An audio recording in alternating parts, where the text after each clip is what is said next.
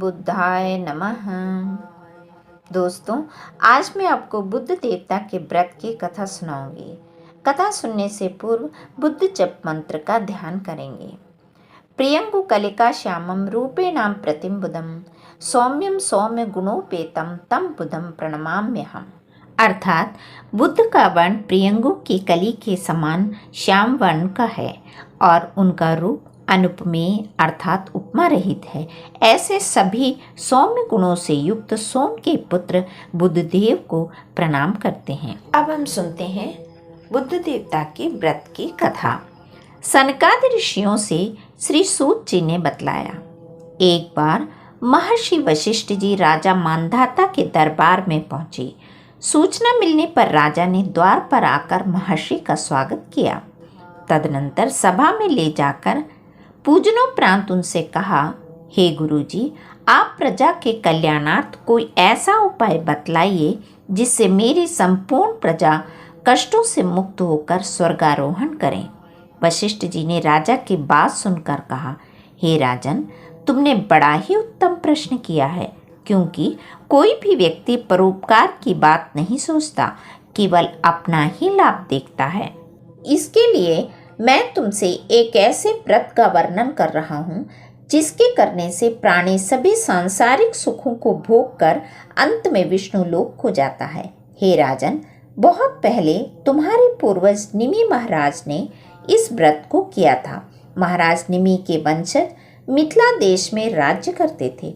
महाराज निमि आध्यात्म विद्या के प्रकांड विद्वान थे। उन्होंने अपनी विद्या के गर्व में आकर एक बार बुद्ध देवता की पूजा का उपहास किया, जिसके फलस्वरूप बुद्ध देव ने रुष्ट होकर उनके राज्य को नष्ट कर दिया। दूसरे राजाओं ने राज्य पर आक्रमण करके महाराज निमि को मार डाला। राजा की मृत्यु के पश्चात आक्रमणकारी सेना ने नगर को चारों ओर से घेर लिया। रानी ने विचार किया कि अब हमारे शेष परिजन भी शत्रु द्वारा मार डाले जाएंगे, अतः अच्छा यही होगा कि हम सब चुपके से नगर के बाहर निकल जाएं। महल के गुप्त मार्ग से निकलकर रानी अपने पुत्र एवं पुत्री के साथ वन में चली गई। कई दिनों तक वे तीनों वन में भूख प्यास से तड़पते रहे। किसी प्रकार वे भटकते हुए उज्जैनी नगरी में जा पहुंचे। बड़ी चेष्टा करने के बाद रानी को एक ब्राह्मण के घर में धान कूटने और आटा पीसने का काम मिल गया। रानी के बच्चे भूख से छटपटा रहे थे। रानी से बच्चों का दुख देखा नहीं गया। उसने 7 चुटकी गेहूं का आटा बच्चों को खाने के लिए दे दिया। बच्चे उसे कच्चा ही खाने लगे।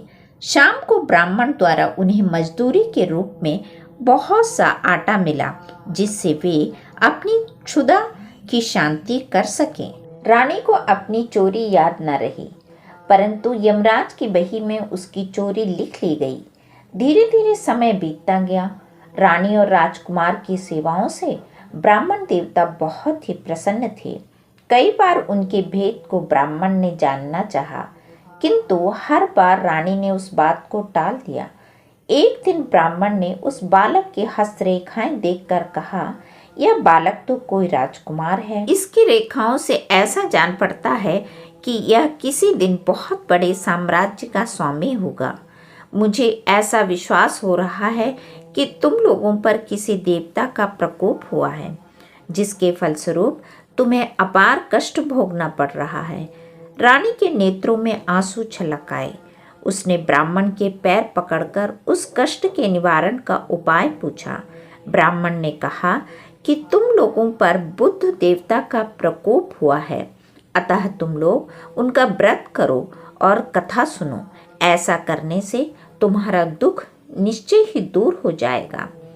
ब्राह्मण ने पूजा एवं व्रत की सारी विधि बतला दी।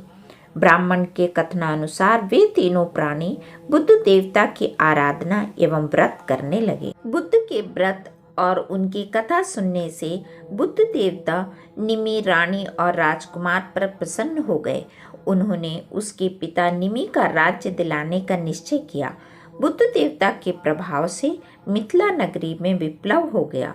प्रजा ने नए राजा को मारकर खदेड़ दिया और निमि के पुत्र की खोज प्रारंभ कर दी। दूत लोग खोजते हुए ब्राह्मण के आश्रम में उज्जैन नगरी पहुंचे। वहां से वे लोग राजकुमार को अपने देश ले गए और उसे राज्य सिंहासन पर अभिषिक्त कर दिया।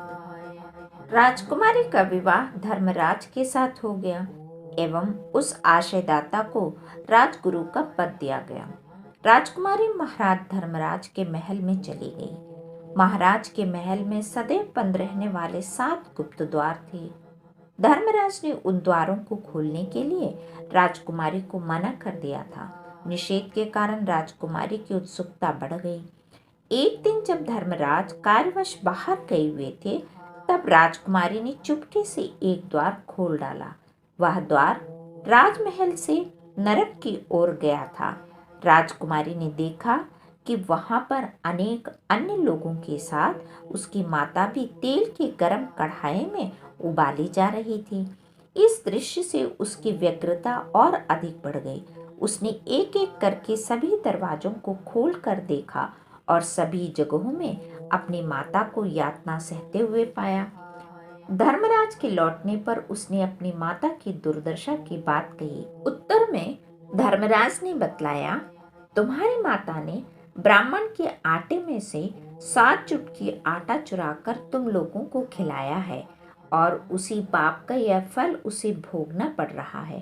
राजकुमारी द्वारा धर्मराज से प्रायश्चित का विधान पूछने पर उन्होंने कहा कि तुम सब लोग बुद्ध देवता का व्रत करो तो तुम्हारी माँ का उद्धार हो जाएगा। धर्मराज के कथनानुसार राजकुमारी के परिवार वालों ने भक्तिपूर्वक बुद्ध देवता का व्रत किया। इस प्रकार उन लोगों ने 27 बुधवार तक विधिवत व्रत किया।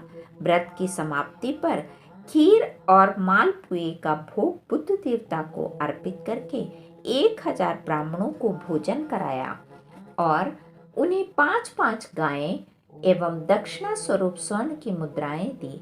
नगर भर में धूमधाम के साथ बुद्ध देवता का प्रसाद वितरित किया गया। व्रत के प्रभाव से बुद्ध देवता ने प्रकट होकर उन्हें वरदान दिया कि मिथिला राज्य उनके वंश में बहुत दिनों तक अक्षुण्ण बना रहेगा तथा उनकी माता नरक की यातनाओं से छूटकर विमान द्वारा स्वर्गारोहण करेंगी।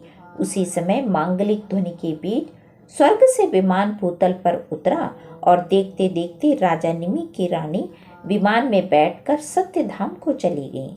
उसी दिन से सभी लोग देश भर में बुद्ध देवता का व्रत एवं पूजन करने लगे। राजा मांधाता से वशिष्ठ जी ने कहा, राजन, तुम भी अपनी संपूर्ण प्रजाओं से इस व्रत का पालन कराओ। ऐसा करने से तुम्हारे राज्य में श्री वृद्धि होगी और व्रती को अंत में वैकुंठ लोक की प्राप्ति होगी। वशिष्ठ जी के आदेशानुसार मांधाता के राज्य में घर घर बुद्ध देवता का व्रत एवं पूजन किया जाने लगा। इसके फलस्वरूप राजा को सभी प्रकार का सुख सौभाग्य प्राप्त हुआ। अतएव जो प्राणी इस मंगलदायक व्रत को करता है वह सभी सुखों को भोग कर अंत में परम धाम को प्राप्त होता है। सभी मिलकर बोलें, बुद्ध देवता की जय। दोस्तों, वीडियो को सब्सक्राइब करें, लाइक करें और शेयर जरूर करें। ओम बुद्धाय नमः।